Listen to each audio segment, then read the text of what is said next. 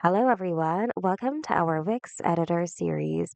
Today, we are going to talk about grouping elements. Perfect to avoid accidentally moving your elements out of place. So, here's how you can do it.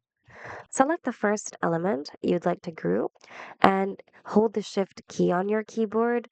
Then continue selecting the other elements you'd like to group along with it. And click Stack over here. Once you do that, they'll be grouped together, and when you move the group, everything inside stays the exact same position relative to each other. And you can also still edit the content individually. Simply double click on any element inside the group to make a quick change without breaking the group apart. That's all for today, guys. We hope this video was helpful. If you need more Wix tutorials, check out our channel and consider subscribing as well. Thanks for watching and see you guys in the next video.